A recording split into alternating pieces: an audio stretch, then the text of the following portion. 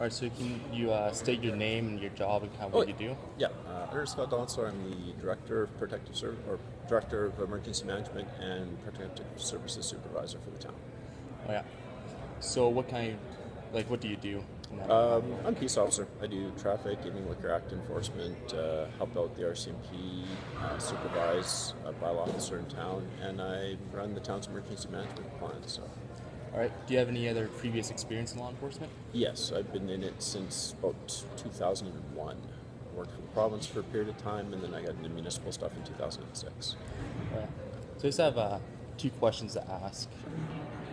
So my English project's kind of about fear. Yep. And so I thought, who better of a person to be than a law enforcement officer? You're kind of tackling that every day. Fair enough. So, how does fear influence your ability to make life-altering decisions? You actually can't really allow it to. Part of our training we do when we go through induction training things is to expose members to various different scenarios and things that they might encounter in the field, from armed subjects to spontaneous attack, things of that nature. Because what we want to do is we want to try and develop a file system for them to draw from so they're able to respond. Because if a person's in a scenario where they activate their sympathetic nervous system, it engages their adrenal glands, they end up getting vasoconstriction, everything floods into the core of the body, and they stop thinking. And that's when guys start making irrational decisions and face the possibility of getting hurt or injured. So we really focus on the core training component to be able to keep that sympathetic nervous system response under control so that you're able to continue to engage the gray matter, so to speak, so that you're making competent and reasonable decisions.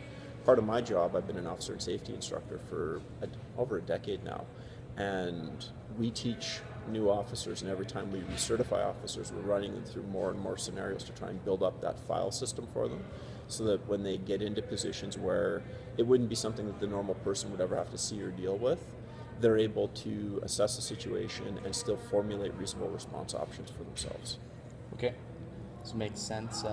Kind of a side question. How long did you go for training?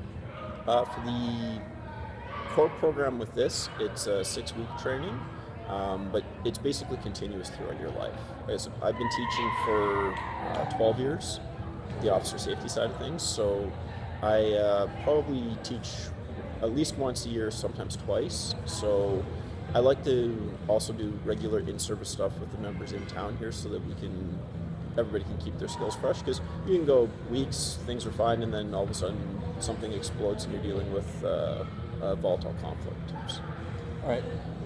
My other question is kind of it might go in line with what I just said before, but how crucial was confronting these fears to advance your career as a law enforcement officer? It's fairly critical. I mean, if you can't manage your emotional capacities when you're dealing with some of these situations, you don't find many people last very long in the profession. So if they can't manage their fear or manage their emotions when they're dealing with situations where it's a really ugly scenario, it could involve children, it could involve a wide variety of things, they don't tend to last within the profession very long.